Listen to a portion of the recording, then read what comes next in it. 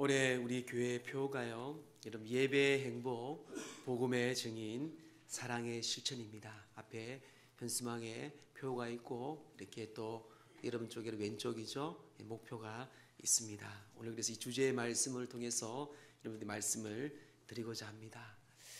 이 바실리아 술링크라는 여사가 적은 천국의 향취라는 책이 있습니다. 그 책에서 그는 이렇게 이야기를 합니다. 참 우리 가슴 아픈 이야기인데요. 어린 시절 누구도 나에게 예수 그리스도의 복음에 대하여 가르쳐 주지 않았고, 심지어 목사님도 윤리적이고 도덕적인 교사처럼 나를 가르치셨다. 참 그냥 지나칠 수 있는 이야기지만요, 제가 늘 유노히 우리 교육자들에게 강조합니다. 우리는, 교회는 여러분 하나님을 가르치는 것이고 믿음을 잘 믿음 생활할 수 있도록 가르치는 것이 교회입니다. 때로는 우리가 이 썩어져가는 것을 잘라버릴 줄도 알아야 되고요, 또 내게 귀한 하나님의 은혜를 알면서 눈물을 흘리며 기도할 수도 있어야 되고요, 또 주를 위해서 우리가 목숨도 바칠 수 있는 것이 바로 이 신앙생활, 믿음 생활입니다. 그러면 그 삶을 위해서 교회는 정확하게 가르쳐줘야 됩니다. 누군가 다 모든 사람들이 좋은 사람이 안 되고 싶은 사람 아무도 없을 거예요. 저도 마찬가지입니다. 여러분들에게 다 좋은 목사로, 우리 목사님 항상 좋은 말씀을 하셔, 늘 위로의 말씀을 하셔, 누가 그런 말 듣기 안 좋은 사람 아무도 없을 거예요. 다 좋아합니다. 우리 장로님은 참, 저 장로님은 참 늘 이런 분이야. 여러분, 물론 그런 분이 돼야 돼요. 근데 먼저 우리는요, 교회 생활에 있어서, 믿음 생활에 있어서 정말 믿음 안에서 여러분들 자식들뿐만 아니라 교회에 보내주신 성도들을 얼마나 믿음 위에 잘 가르치고 세워가고 있는지, 이것이 하나님께 우리에게 판단과 또한 판결과 심판받을 것입니다. 저는 두려워요. 솔직히 늘 두렵습니다. 교회가 아닌 곳이면 참 편할 것 같아요. 교수도 편할 것 같고 선생님도 편할 것 같아요. 근데 목사로 참 힘들 때가 많이 있습니다. 왜냐하면 하나님, 분명히 하나님의 뜻이 있고 하나님에게 말씀하신 것을 지켜 행하라 했는데요, 주여 주여 하는 자마다 다 천국에 들어가는 것이 아닙니다.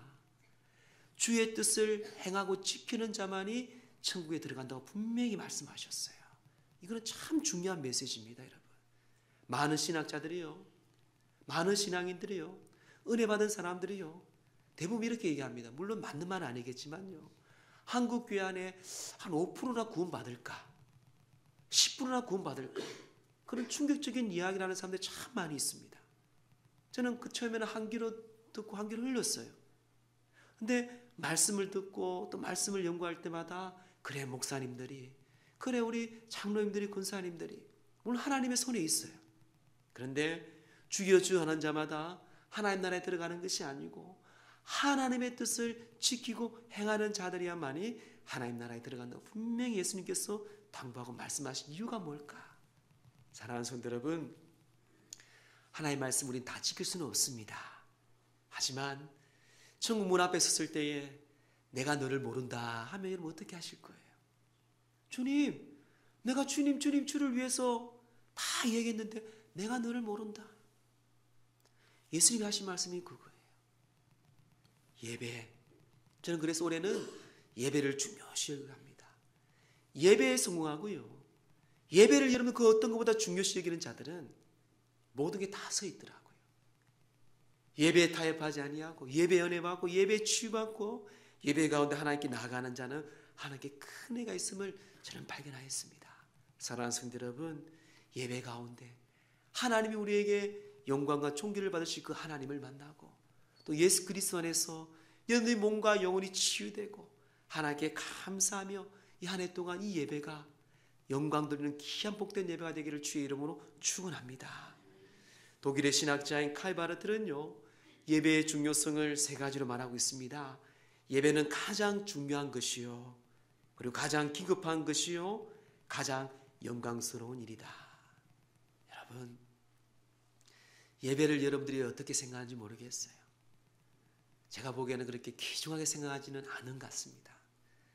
더 돈 되는 일이 있고 더 세상에 중요한 일이 있으면 예배 한 번쯤이야 빠지는 것이 대부분 요즘 사람들의 모습입니다. 이거는 잘못된 거예요. 여러분, 믿음 생활이 잘못된 거고 여러분 신앙이 다시 한번 하나님께 내가 간절히 믿음을 구할 고백입니다. 왜 칼바르트가요? 가장 중요한 것이 다른 어떤 것보다 예배이고요. 또 가장 긴급한 것이 어떤 물질과 어떤 욕심이 아니라 예배이고요. 그리고 어떤 가장 영광스러운 일이 여러분 자식과 여러분들의 명예가 아니고 예배인 것을 왜 얘기했겠습니까? 그만큼 예배는요, 우리 가운데 하나님 주시는 놀라운 은혜와 생명이기 때문에 그렇습니다. 오늘 저는 이 수가성의 여인, 잘 알고 있는 말씀이죠. 이 본문의 말씀을 통해서 예배의 행복, 이 복음의 증인, 그리고 사랑의 실천이 얼마나 우리에게 중요한지 오늘 말씀을 드리고자 합니다. 수가성 여인을 통해 주시는 이 참 예배의 행복은요, 첫째는 이런 만남입니다. 만남. 예배는 만남이 만남. 누굴 만나겠습니까? 예수 그리스도를 만나는 거예요. 만약 예배 시간에 예수님 말씀이 들리지 아니하고 예수님 만남이 없으면 그건 가짜입니다. 하나 여러분 관람이에요. 관람이에요. 그 시간을 그냥 때우고 이 시간은 나의 아니함으로 내 종교적인 의식에 따를 뿐이에요. 그건 하나님께서 말씀하시는 예배가 아닙니다. 자, 이 수가성에 있는 사마리아 여인은 예수님을 만나게 되죠. 우리 7절 말씀 함께 합독합니다. 시작.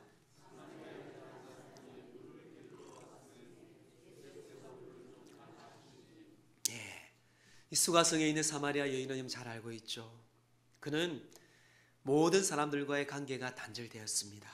뿐만 아니라 상처와 열등감이 상당히 많은 여인이었어요.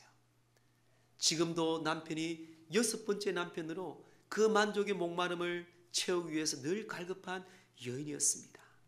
어떻게 하든 채우려고 많은 남자를 바꿔봤지만 똑같다는 것이에요. 그런 목마름과 열등과 상처와 또 모든 동네 사람들과의 관계도 차단된 그가 예수님이 찾아오셨어요. 그렇습니다. 이런 예배는요, 예수님이 우리 가운데 찾아오시는 거예요. 예수님과의 만남입니다. 예수님과의 만남이 없이는요, 우리의 공허함과 우리의 목마름을 채울 수가 없습니다. 우리의 상처를 치유받을 수가 없어요. 여러분들의 모든 삶 속에서 여러분들 향하는 하나님의 큰 기쁨을 누릴 수가 없습니다. 세상에서 누린다고 여러분? 물어보세요. 여러분들이 가장 부러워하는 사람들에게 물어보세요.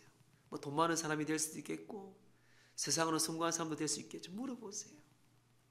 그들의 인생이나 저와 여러분들의 인생이나 환경은 다를 뿐이지 똑같습니다. 고뇌와 번뇌와 아픔과 늘 고통 가운데 있는 것이 세상의 삶이고요. 그것을 어떤 것으로 채울 수가 없다는 것입니다. 예배는 만남이에요. 예수 그리스도, 나를 위해 십자가에 죽으신 예수 그리스도를 만남으로 그 예배는 우리 가운데 은혜와 평강을 부어 주십니다.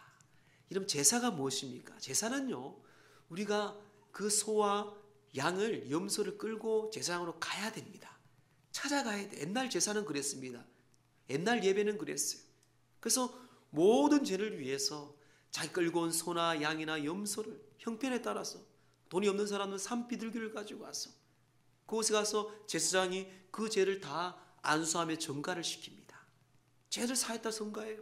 그리고 끌고 온 그 소와 양을 자신이 직접 죽여요. 한 번에 죽으면 얼마나 좋겠습니까? 2번이든 3번이 찌르겠죠. 자기가 끌고 온 재물을 자기가 죽여요. 그 피를 가져다 다시 제사장이 제단을 뿌리면서 죄를 사했다고 선포합니다. 찾아와 했어요. 그런데 오늘날 예배는 예수님의 십자가의 죽으심으로 예수님께서 우리를 찾아오셨어요. 이 귀한 성전에 왔지만 예수님은요, 우리를 찾아오십니다. 이런 마음문을 여시고 언제든지 우리를 찾을 때에 예수님은 우리와 함께 먹고 마신다고 성경은 분명히 우리에게 말씀을 하고 있습니다. 어떤 선배 목사님께서 사람은 3가지가 중요하다고 얘기합니다. 사람은 시대를 잘 태어나야 돼요. 시대가 참 중요하죠. 만약 여러분들이 50년대에 태어났으면 얼마나 고생이 많았겠습니까? 시대가 태어남이 중요하다 그러더라고요. 둘째는 또 지역이 중요해요. 지역이. 내가 북한에 태어나서 보세요. 만약 여러분들이 저 아프리카에 태어나 보세요. 이 지역이 또한 중요하다 그래요. 또 뭐 서울이든 시골이든 그것도 사람이 다르다고 합니다. 근데 제일 중요한 것은요, 물론 시대와 지역도 중요하지만 만남이에요. 만남. 누굴 만나에 따라서 그 인생은 완전히 바뀐다는 것입니다. 사랑하는 성도 여러분, 우리의 인생, 물론 훌륭한 믿음의 선배들, 믿음의 친구들, 믿음의 동역자도 중요하지만요, 우리를 구원하시고 나를 위해서 십자가에 죽으신 예수 그리스도를 인격적으로 만나는 그 은혜, 그 성령을 통해서 인격적으로 만난 예수 그리스도의 그 만남보다 더 중요한 만남이 어디 있겠습니까? 항상 예수 그리스도 안에서 예배 가운데 하나님의 귀한 만남이 가득 넘치길 주의 이름으로 축원합니다. 그래서 히브리서 4장 16절 이렇게 말씀합니다. 우리 함께 합독할까요? 시작. 그러므로 우리는 긍휼하심을 받고 때를 따라 은혜의 보좌 앞에 담대히 나아갈 것이니라. 그렇습니다. 이제는 우리가 은혜의 보좌 앞에 담대히 나가는 거예요. 예배 앞에 예배의 자리에 담대히 나갈 수 있는 이유가 무엇입니까? 예수 그리스도 때문에. 이제는 단번에 그분이 매년마다 소와 양을 잡는 것이 아니고 단번에 그분이 우리의 죄를 위해 속죄하셨어요. 그래서 우리는 담대하게 주님 앞에 예배 자리로 나아가는 것입니다. 담대함이라는 것은 헬라어로 이 파울레시아입니다. 하나님 말씀에 충만하게 거하게 그래서 말씀이 나를 다스리는 그 상태가 담대함의 의미예요. 또한 히브리어로 아마츠입니다. 아마츠. 이 아마츠는요, 하나의 말씀을 붙잡다라는 뜻이에요. 즉 담대하다는 것은요, 하나의 말씀에 충만하여서 그 말씀을 붙잡고 나아가는 것입니다. 이게 여러분 담대함의 뜻이에요. 우리가 예수 그리스도 때문에 예수 그리스도를 만나기 예수 그리스도 때문에 우리는 하나님의 보좌 앞에 담대하게 나아갈 수 있는 은혜를 입었다는 것입니다. 그리고 말씀 믿고 우리는 담대하게 나아갑니다. 이사야 55장 3절에도 말합니다. 너희는 귀를 기울이고 내게로 나와 들으라. 그리하면 너희의 영혼이 살리라. 내가 너희를 위하여 영원한 언약을 맺으리니 곧 다윗에게 허락한 확신한 은혜이니라. 그렇습니다.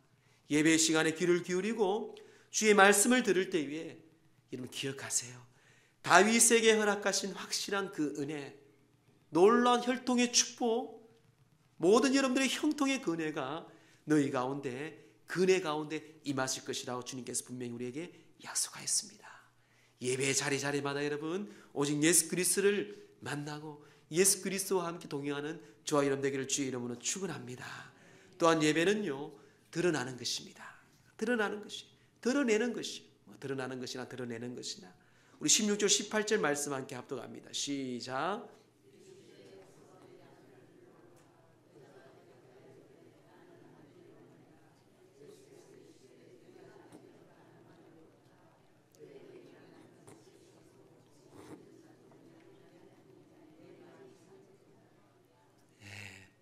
여인하고 예수님이 많은 이야기를 합니다. 편하니까 예수님께서 바로 직구를 날리죠.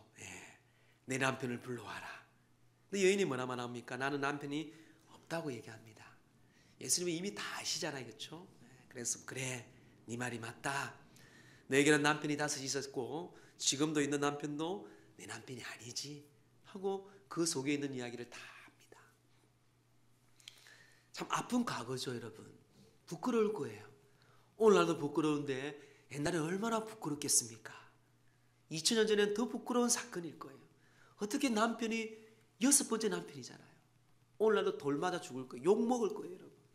참 부끄럽지만 그는 부끄러운 것을 예수님께 드러냅니다. 여러분 그래요. 예배는 하나님께 내 모든 더러움과 부족함과 모든 아픈 것을 드러내는 거예요. 예배 시간마다 주님께 찬양할 때마다 기도할 때마다 말씀을 듣고 여러분 또한 우리 합심 기도할 때마다 기억하사 하나님 내 안에는 더러움이 있습니다. 하나님 내 안에는 아픔이 있습니다. 내 안에는 고통과 절망이 있습니다. 여러분 예수님께 드러내세요. 드러내야만 예수님께서는요 우리 아픔을 알고 우리를 치료하시고 우리를 만져주십니다. 이 여인이 여러분 남편이 왜 남편이 이렇게 6번째까지 바뀌었겠습니까? 그는요 남편이라기보다는요 자기가 6번째 그 남자와 살지만 자기는 행복한 가정을 꿈꾸렸을 거예요.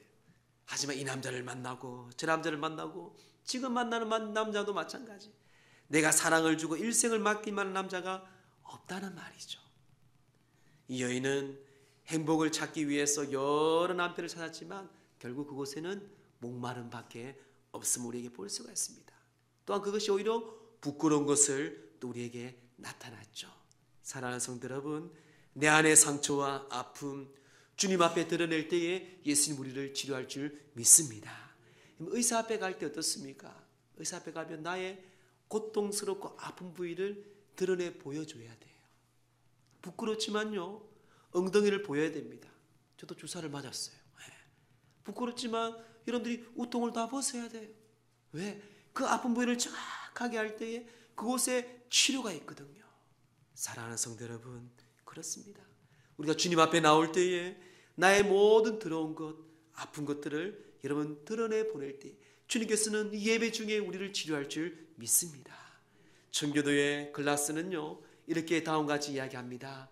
공적인 예배에서 죽은 자들이 하나님의 말씀을 듣고 그 말씀을 듣는 자들마다 살아난다. 성자께서는 그곳에서 병든 영혼들을 말씀을 고치신다. 그 예배에서 성자께서는 사탄을 쫓아내신다. 물론 하나님께서 공적인 예배에서만 이 일을 행하시는 것이 아니다. 그렇지만 공적인 예배는 주님께서 이러한 일들을 행하시는 유일한 정상적인 수단이다. 저는 올해 선포합니다. 여러분, 하나님께 드리는 공적인 예배를 통하여서 병든 영혼이 여러분들이 치유받고 악한 영들이 다 쫓아나는 그런 귀한 복된 예배 되기를 주의 이름으로 축원합니다. 그 예배를 통해서 여러분들이 하나님 앞에 세상에 담대하게 삶을 살 수 있는 원동력이 될 수가 있어요. 이게 바로 영과 진리로 예배 드리는 우리들의 모습입니다. 영은 무엇입니까? 성령이에요. 진리는 무엇입니까? 진리신 진실이신 예수 그리스도를 말씀하고 있습니다.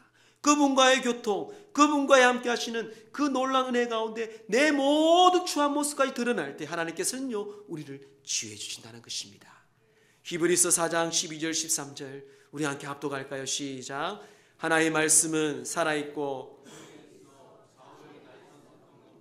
예리하여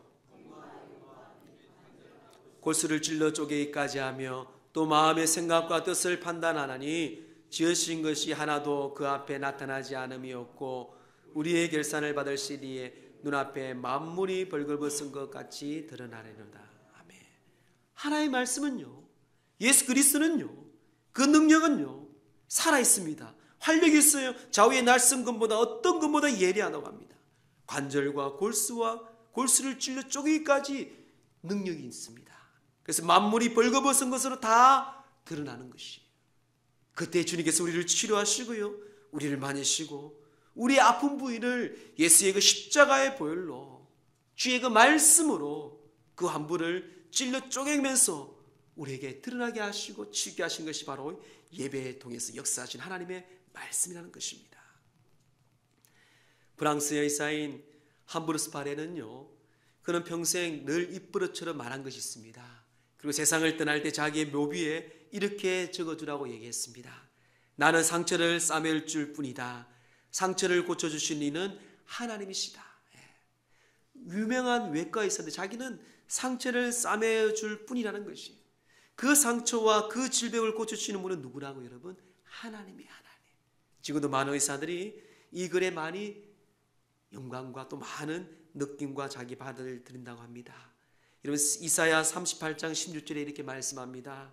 주여, 사람이 사는 것에 이해 있고 내 심령의 생명도 온전히 거기 있사오니 원하건대 나를 치료하시며 나를 살려주옵소서. 그렇습니다. 주님만이 나를 치료하시고 주님만이 나를 고쳐주시고 주님만을 나를 인도하시는 분이십니다. 여러분, 다른 때 아니 예배 시간, 적어도 일주일에 10번 이상 예배 드리잖아요. 예배의 시간마다 오직 예수 그리스도를 만나 사람을 만나는 곳이 아닙니다. 여러분, 이 교회는요, 예배는요, 하나님을 만나는 것이고 예수를 만나서 인격적인 예수님을 만나 내 안에 있는 모든 영혼과 모든 육신과 모든 상처와 아픔을 드러내어 하나님께 치유받는 이 복된 한 해 예배가 되기를 주의 이름으로 축원합니다. 마지막 셋째는요, 자신을 버리고 복음의 증인이 되는 것입니다. 28절 29절 말씀 함께 합독합니다. 시작. 여자가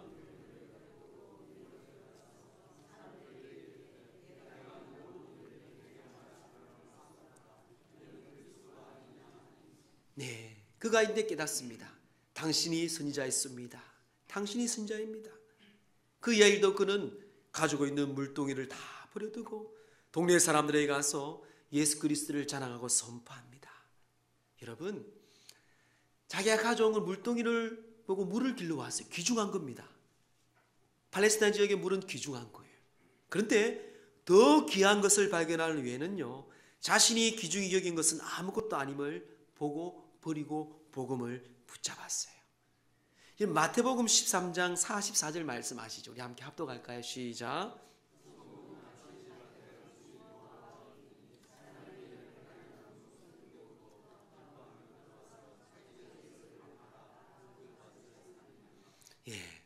예수님께서 비유적으로 말씀합니다. 천국은 마치 밭에 감추인 보화 같다는 것이에요. 자기는 주인집에 한 10평 되는 밭에 일을 하고 있는데 거기에 황금이 묻혀 있어요. 황금이 묻혀 있습니다. 별로 좋은 땅도 아니었어요. 주인한테 가서 그 땅을 팔라고 합니다. 야, 네가 돈이 어디 있어? 지금 한 평에 10,000원인데 야, 30,000원이야. 그래도 살 거야? 그래도 사겠죠. 40,000원이야. 그래도 삽니다. 50,000원이야. 삽니다. 저 바보 아니야? 하고 삽니다. 자기 모든 재산을 다 버리고 삽니다. 누가 바보입니까, 여러분? 주인이 바보죠. 그 안에 감추어 있는 것은 100억, 1,000억이 뭉쳐 있는데 그것을 모른 채 그는 더 귀한 것을 발견한 그는요, 자기의 소중한 것이 그 가치관이 바뀌는 거예요. 여러분, 예배가 마찬가지입니다. 그 예배 속의 주인공이신 예수 그리스도가 마찬가지예요. 왜 자신이 있는 것을 버리고요, 그 물동이를 버려두고 동네에 들어가서 왜 복음을 전하며 선포하며 나갔겠습니까? 더 귀한 것을 발견했기 때문에 그렇습니다. 사랑하는 성도 여러분, 예배 시간마다 정말 하나님 그 주님이 주시는 귀한 놀라운 그 귀한 보물을 발견하며 돌아가는 저와 여러분 되기를 주의 이름으로 축원합니다. 예수님만큼 소중한 것이 무엇이 있겠습니까? 예수님께서 우리에게 무엇을 달라고 합니까? 사랑하는 성도 여러분, 주님을 사랑하십니까? 정말 여러분 주님을 사랑하십니까? 아직도 돈을 사랑하고 내 자존심을 사랑하고 아직도 내 자식을 사랑하고 내 직감과 명예 등등을 사랑하면 그것을 사랑해서는 우리는 변할 수가 없어요. 톨스토이는 이야기합니다. 모든 사람들은요, 인간이 변화되어야 한다는 것을 생각하고 있으나 자기 자신이 변화되어야 한다는 것을 생각하지 않는다. 모든 사람이 그래요. 자기는 변화하기 싫어. 근데 남은 변화하기를 바라요. 자기는 좋게 의롭게 변화되기를 별로 원치 않습니다. 근데 남은 그렇게 되기를 바라요. 이게 모든 죄악에 속해 있는 사람들의 모습이라고 합니다. 어떤 여자분의 이야기입니다. 남편이 실직하였습니다. 자녀들이 공부를 참 잘했어요. 근데 학용품이 없는 것이었습니다. 문방구에서 연필을 훔치다 그만 걸려서 학교에 퇴학을 막습니다. 이 여인은 자녀들과 이곳저곳 돌아다니면서 도저히 못 살겠다 하고 이제는 동반 자살을 해야 되겠다 결심합니다. 아이들이 자는 방에 가스밸브를 열어놓고 그는 가스에 가득 찬 정신이 희미해진 가운데 그냥 세상을 다 떠나야 되겠다 하고 있는데 정신이 몽롱할 때에 옆집에 열린 문틈으로 찬송가가 울려 나오는 것입니다. 오늘 우리가 헌금송에 불렀던 그 찬송가예요. 내 모든 시험 무거운 짐을 주 예수 앞에 아뢰면 근심에 쌓인 날 돌아보사 내 근심 모두 맡으시네. 무거운 짐을 나홀로 지고 견디다 못해 쓰러질 때 불쌍히 여겨 구원해 주리 은혜의 주님 오직 예수. 이 찬송을 들으면서 갑자기 그의 여자의 눈이 달라졌어요.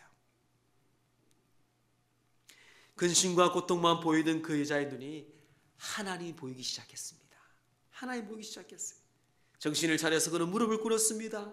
하나님 내 인생을 맡기고 내 모든 근심을 맡기기로 결심하여 창문을 열고 아이들을 깨워서 시골에 가서 새로운 삶을 시작하였습니다. 그 두 아이는 훌륭한 변호사가 되었고 훌륭한 의사가 되었다고 합니다. 그 여자가 바로 이 매니큐리 마네의 부인인 근심이여 안녕이라는 책을 저술한 이 매니큐리 마네입니다. 그는 그 책에서 이렇게 고백하고 있습니다. 죽을 수 있는 용기를 가진 자들이여 하나님 앞에 기도할 수 있는 용기를 바꾸어 보십시오. 100번의 탄식보다 한 번의 기도가 당신의 기적을 가지고 올 것이고 100번의 절망보다 한 번의 믿음이 당신의 운명을 바꿀 줄 것입니다. 그렇습니다, 여러분. 이 여인은 생명의 끝에 절망을 내려놓고 고통을 내려놓고 생명이신 예수 그리스도를 선택하였어요. 그는 평생 복음을 전하는 전도자가 되었습니다. 수가서 여인, 그가 물동이를 버려두고요, 동네에 들어가 주님의 복음을 전했습니다. 예수의 증인자가 되었어요. 예수의 복음을 전도하는 자가 되었습니다.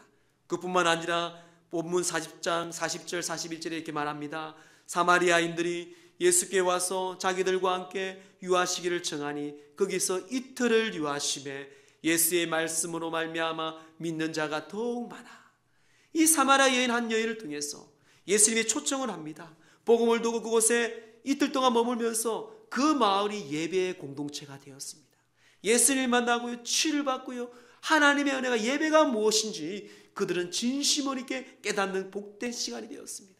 그뿐만 아니라 예수님 때문에 이 여자는 높아지게 되었습니다. 존경을 받게 되었습니다.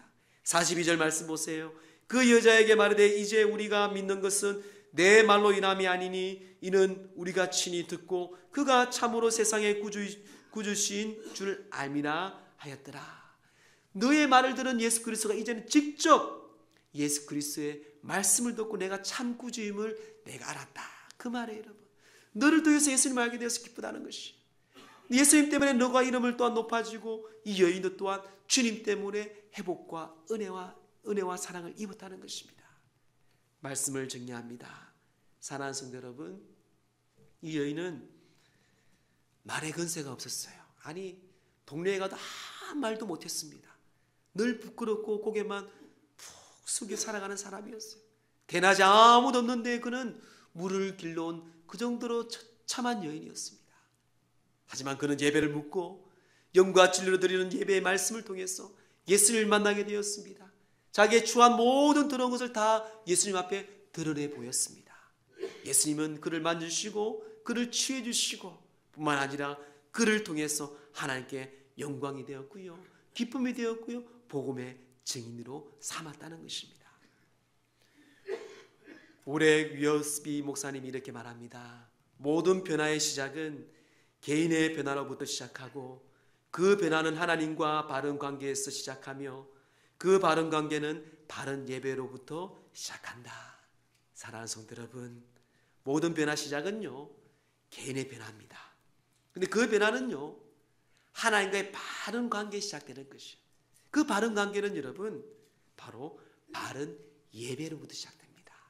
여러분 드리는 모든 예배, 가정 예배까지 포함해서 모든 예배를 영과 진리로 드리고요, 항상 1번이 예수를 만나기 위한 예배를 여러분들이 몸부림치시고요, 그 속에 내 안에 있는 모든 걸 드러내서 치유받고요, 그리고 복음의 증인으로 하나님께 영광 돌리며 치유받고 나가는 저와 여러분 되기를 주의 이름으로 축원합니다.